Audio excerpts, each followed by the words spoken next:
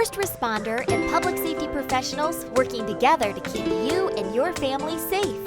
Harlem Irving Plaza welcomes you to Safety Town. Sponsored by Target. So we talked about being in that fire safety house. We talked about crawling low under that smoke, and we got to practice it, right? We're gonna have a chance to kind of practice with a second inflatable in a little bit, but the first part of what we want to practice on that is not really related to if your smoke detector goes off or if you smell smoke, but it's more if something happens to you. We talked about before when we were in there about keeping a distance from some of the cooking appliances. We want to keep, what, about 3 feet away from our oven or stovetop so nothing splashes on us and nothing happens. But accidents do happen sometimes. Sometimes we feel like our clothes are getting a little warm. Sometimes something startles or scares us. We might think our clothes are on fire, or maybe our clothes do catch fire. So there's something else we practice for that. Because as you know, fire gets really, really big, really fast, right? And it's gonna grow really fast. And fire needs a couple things to grow. It needs food. So in this case, what the fire would use would be maybe some of the clothing that it can catch fire. It's gonna kind of eat that up the same way that it eats up wood in a fireplace, okay? And it needs air because it needs to breathe. It needs to kind of keep that air to keep that fire going, right? What we wanna do is we wanna find a way to take away some of those things to help put the fire out. So what we wanna practice is what we call stop, drop, and roll. And stop, drop, and roll has been talked about for a long time, but not everybody has heard of it. How many of you guys have heard of stop, drop, and roll? I remember, I just don't remember how to do it. Okay, she said she remembers, but she doesn't remember exactly how to do it, which is fine because we're gonna get a chance to practice it today. Okay, how many people in this room have actually practiced stop, drop, and roll before? Anyone? A couple people? Okay, we're gonna practice it, and we're gonna practice doing it kind of keeping in mind what we're trying to do. Because it's a lot of fun to kind of fall to the ground and roll around. But we want to make sure that we're going to actually be putting out that fire by taking away some of its fuel and taking away some of its air. Okay, kind of breaking it down and keeping from doing what it wants to do. So, if you notice there's a fire, what's the thing I mentioned about fire before? Fire and smoke, does it go down or does it go up? It goes up, right?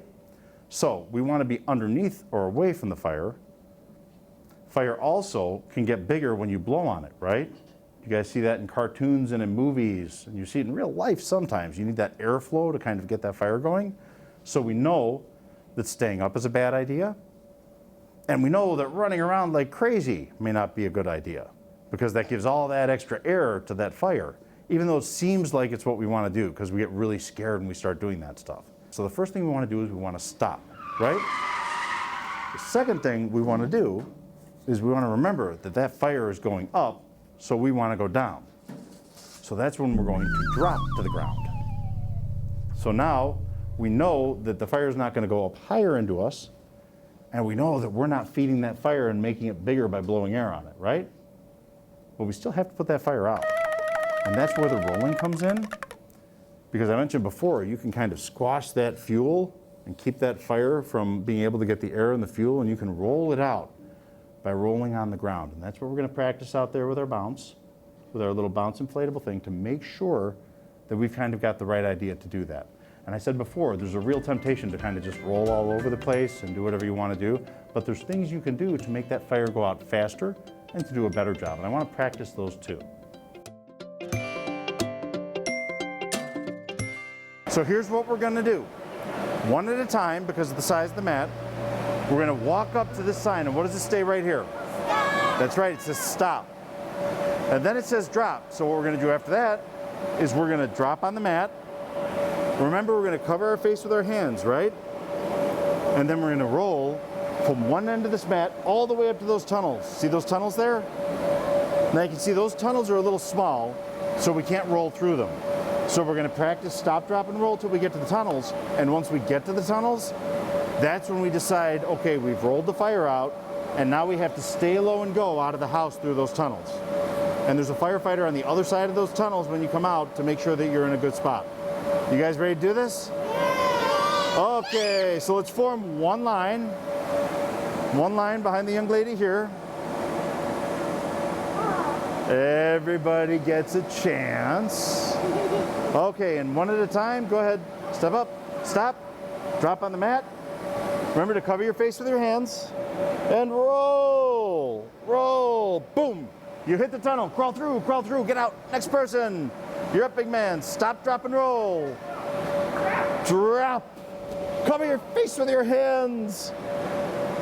That fire is not going to catch you no matter how hard it tries. You are solid. Next one. Stop, drop, lay down. Cover your face with your hands. There you go. Fantastic. What about you, sir? You ready for stop, drop, and roll?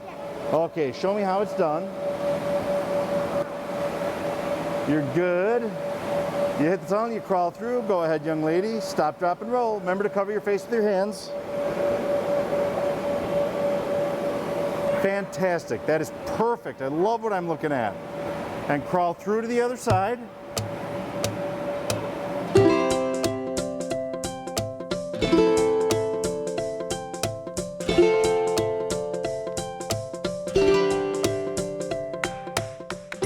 What I want you guys to do now is I want you guys to give yourselves another round of applause, okay? I want you guys to clap for me, okay? You did a really, really fantastic job stop, dropping, and rolling. You did great covering your faces. You did fantastic afterwards when you crawled through that little bounce area, right? I was really happy with that. You guys deserve everything that you clap for yourself because you did so good.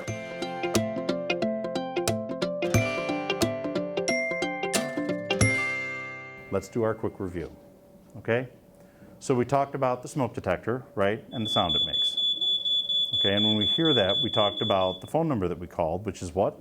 911. That's right, 911. And you guys are going to have a chance to see the 911 call center and get an opportunity to get some hands-on practice with that in a little while. After that, we talked about the safest way out of your house, knowing 2 ways out, right? In case one way is blocked by that smoke, like we practiced.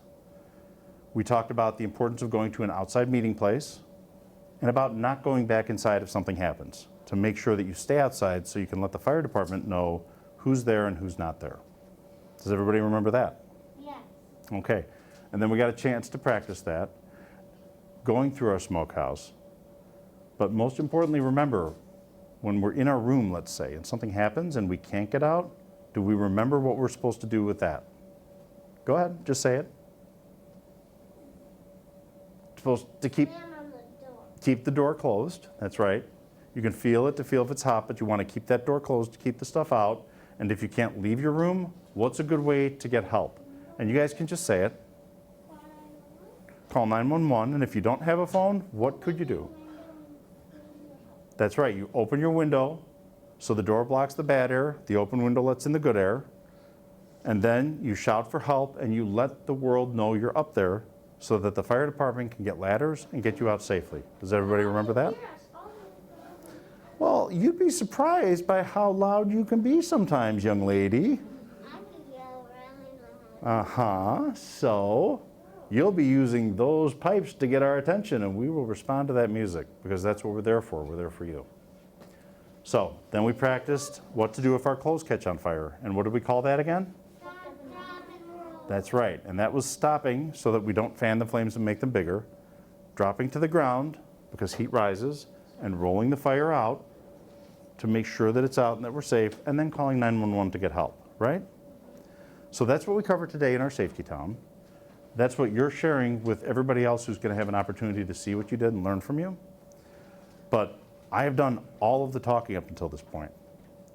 And as exciting as it is for me to talk, I would like to hear some of what you guys have to think, or if you have any particular questions you'd like to ask me or ask people about the fire service. So, does anybody want to ask me anything? What other things do you do as a fireman? What other things do we do as firemen besides putting out fires? We do a whole lot of everything. You guys saw that equipment out in front of the station, right? Yeah. The ambulances are really important in our district because they respond when people are sick or don't feel good. So in addition to putting out fires, if somebody doesn't feel good, if somebody's under the weather or they're not waking up or having a problem, you can call 911 and have that ambulance come out and help you. In addition to that, we do a bunch of things that aren't necessarily fire related that work with helping people and rescuing them.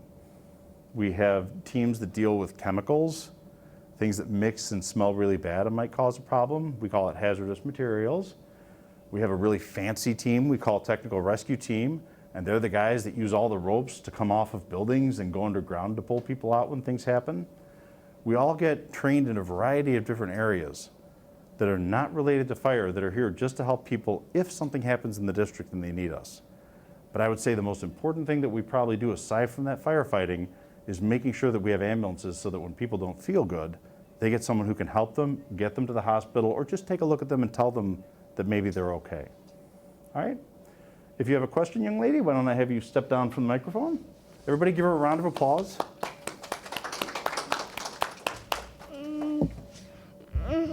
And do you have a question? Do you live here? Do I live here? Yeah, do the firefighters live here? Well, we do live here part of the time. What we'll do is I'll work for 24 hours on. For example, I worked yesterday. I started at 7 in the morning yesterday, and I got off of work at 7 o'clock this morning. Okay? So I'm in the station that whole time unless a call comes in. An area of the station that's, for the most part, closed off right now because we have guys working.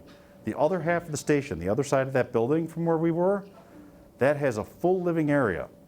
That includes a kitchen, a sleeping area, a training area. It's got everything we need to live our lives here so that we can actually live in this building like we're living in a house. So I don't live here every day, but I live here about a third of my time. And it's worth it. It's a lot of fun being here. Does anybody else have any questions? And what's your question, sir? What's what? All that stuff for. Ah, okay, he has a question about our display cabinet, and that's a really great way to kind of answer things up and go through it, okay?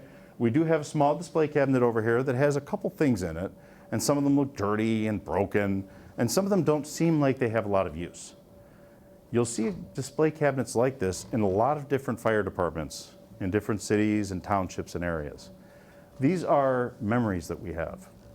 Our fire department is over 75 years old. So that to us is kind of a reminder of where we come from and where we're going. It reminds us that we're part of a bigger picture. We're part of a community, and we're part of a community of fire service. And we try to be there for each other whenever we can. Okay? So we're doing our wrap-up right now. And like I said, this has been a very different kind of time from how we normally do this. But you guys have been really spectacular with everything that you've done. You were fantastic in our safety house. You were fantastic with our bounce house, with the stop, drop, and roll, with going through things.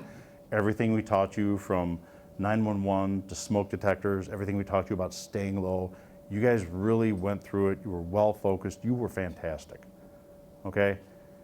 And I know that we normally do this a lot differently, so I want to say thank you to you guys for coming out. So do me a favor, give yourselves one more round of applause. This is my way of saying thank you to you guys for being part of this whole thing with us. And thank you, by the way, also to all the parents who were able to work with the school to make this happen for us. It's a new thing for everybody, and I really appreciate the effort you guys have put in.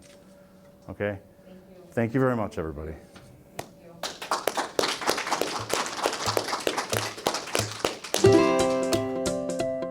You're always welcome at Harlem Irving Plaza's Safety Town, sponsored by Target.